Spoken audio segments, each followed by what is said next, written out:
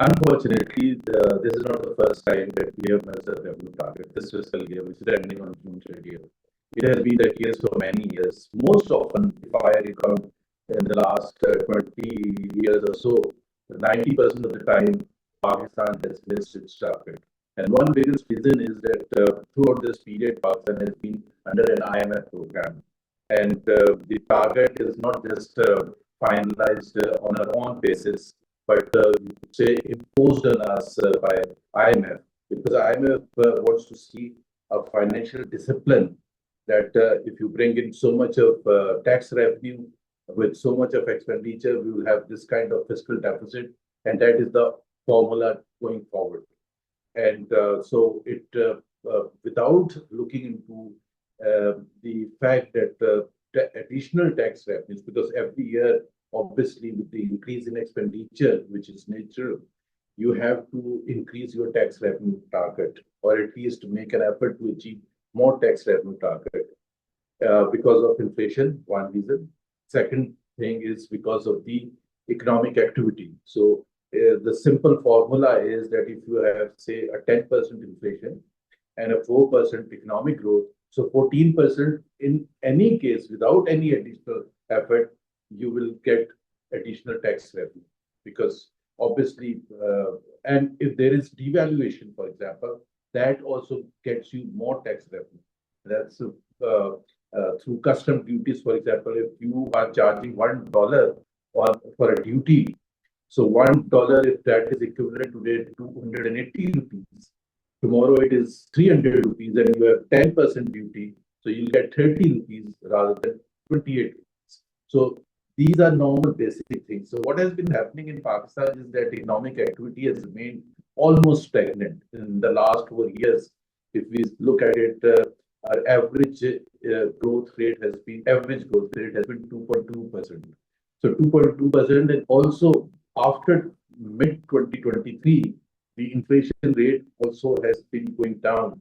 It has remained in single digit, at least in the last 2 years. For the first time, it has hit 12%, near 12% in more than 2 years. So with low inflation and with stagnant economy, so you can't start to get additional dollars or rupees as your tax revenue. And therefore, the dilemma for Pakistan. So the same segments in rather than broadening the tax base, which is the way forward, what we have been doing is trying to impose more taxes on the segments which are already under the tax net. So the ideal way forward is always broadening your tax net, which means bringing in those segments of the economy which are not in the tax net or not really paying their due.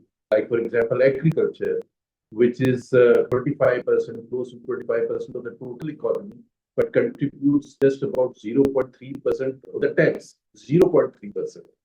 The fastest growing sector in Pakistan in the last many years is services. Okay. And services, other than banking sector and telecom sector, for example, the other segments of the services sector hardly are in the tax net. Plus, the traders are not in the tax net. So Pakistan had set a target of 14.1 trillion FDR revenue for this fiscal year, which was within few months realization came around September of last year that this is too steep a target, and therefore it was revised downward to 13.9 trillion, which by till May, which is 11 months, we are short by 860 billion rupees, okay, against the 13.9 trillion. And so obviously in June we will add more to our missed target, and therefore I think somewhere around a trillion rupees shortfall in an overall target. Now that will mean that we will be around 13 trillion by the end of the year. The target that we are setting for next year, as we've heard, obviously the final papers will be known, the numbers will be known on June 10th. But as we've heard and almost sure that 15.3 trillion will be the target, which will be 2.3 trillion rupees more than what we have achieved this year. The growth is expected to be 3.7%, 3.6% as per the government aims, maybe say, let's say 4%, which hardly means anything in terms of the increase, automatic increase of the tax revenue. Plus, in the the inflation number is coming around 8% or something. I'm not sure as they claim it will be. So 12% increase on 13 trillion will not get you to 15.3 trillion. So obviously there are two choices. The ideal choice is to broaden your tax net, force those segments which are not yet included. That in any case has to be the top priority. That top priority to bring in everyone. It's very simple, Nadia. If wherever you earn $1, the tax rate should be the same, whether you belong to salaried class or agriculture sector or manufacturing or services, because that's what is called the equity of the system. That I and you must have the same thing. So, say if the tax rate is 20%, then I should be left with 80 paisa or 80 cents. And likewise, the agriculturalists, whatever the issues, every industry has different issues and so on and so forth. So that's where we are. I doubt if we are going to reach 15.3 trillion, especially looking at this year and the previous 2, 3 years and so on. Actually, it's not just a story of the last 4 years. Pakistan actually gave up in serious making any serious effort to broaden the tax net around 2008, 2010. It has come up every year with some schemes to have some kind of machines at each store which automatically calculates the tax for the trader and so on and so forth. It has tried to force manually to reach out to the traders and the shopkeepers and the agriculturalists and services sector. It has failed. So all the attempts. So I think one thing that we should not doubt is the sincerity of anyone. I mean, obviously, everyone wants to do well. If I am the FBI chairman, I want to have a badge of honor that I was the one who changed the course of history as far as taxation is in Pakistan is concerned. And just to let you know, I mean, how important it is that and where Pakistan is compared to the rest of the Pakistan's tax to GDP is around 11%.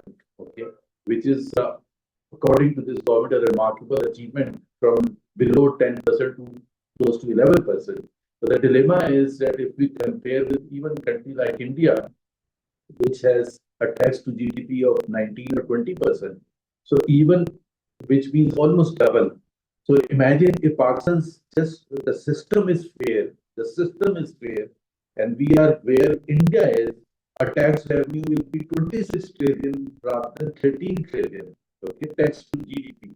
I mean, I'm not comparing with the Western countries where the tax to GDP is 30% of the, I mean, Egypt, Turkey, for example, is about 28, 29%, Malaysia, and so on and so forth. Because everyone is in the tax net. Countries like Sweden and they are mid 40s because their tax rates are very, very high for the rich and wealthy people and for the corporates and so on and so forth. I mean, it's a welfare state. Take it from the rich and give it to the poor and run the government like that and for the welfare of the people. So I think what the government can do is make another serious attempt. I don't know what serious attempt they are going to make, but the fact of the matter is that for me, when I say the traders are not in the tax net, the counter question, even today, even yesterday, I was in a television show and the minister asked that, okay, what is your solution? I said, the solution has to come from you. I mean, I can only say that go and collect the tax from those who you are. And I mean, just to give you an interesting thing, which I mentioned also, that within 2 or 3 kilometers of the red zone, where all the ministries, the few Ministry of Information is, I went to a restaurant and the guy was not giving me a proper receipt. And the reason was that when I asked, he said that if I give you the proper receipt, then tax will be added. I said, I don't mind, but he insisted that he doesn't want to give. And I took the one which was fake, obviously, which did not include tax, and I sent it to a minister. Okay. I said, if you can't impose within a radius of 2 kilometers in Islamabad from where the Prime Minister, the Finance Minister, the Parliament, and everything is, how on earth can you impose in areas like Karachi or Lahore, and even more difficult in remote areas or small towns and so on and so forth? Because unless all of them are brought into the tax net. So I don't think so. We'll see a major change happening this year. This is the last year. Please also understand this is the last year of the present IMF program, and IMF wants to go with obviously showing to the Pakistani nation that see we were able to achieve the target. The problem is with not achieving the target is then we sacrifice other important things where spending is required. Like for example, every year we compromise annual development plan. There are projects which are sitting for the completion or start, which are essential for Pakistan's growth going forward, essential for Pakistan's GDP growth and for employment generation. We sacrifice. So every year, for example, this year they're setting a target of 1.1 trillion. And looking at the experience, they are not going to end up with more than half a trillion because one, there will be the first cut comes there whenever we are unable to achieve a tax revenue because the expenditure in any case overshoots. So the dilemma is the tax revenue is not achieved target and the expenditure overshoots. So what happens to the fiscal deficit? And therefore, as a result of the higher fiscal deficit, then you have to go and borrow money. So it's a very basic thing that has to be managed. So I don't think so. We are going to see a major change that will be. Obviously, the speech of the 10th of June will show resolve more than ever that we have to fix. There will be an admission of the fact that the entire all Pakistanis must contribute, must realize this is for the good of everyone. We have to do projects, we have to do things like infrastructure, clean drinking water, dams, and so on and so forth. We have to give money to, and the other problem is that is why the debate about the NFC award and the distribution of money, because the center today feels that we don't collect enough. And then whatever we collect, we have to distribute about 58% to the provinces. So there is nothing left for the subsidies, for the defense expenditure, for the meeting the debt obligation, and so on and so forth. So this is what the Pakistan dilemma has been, and it is. I don't see we will see any major changes fiscally.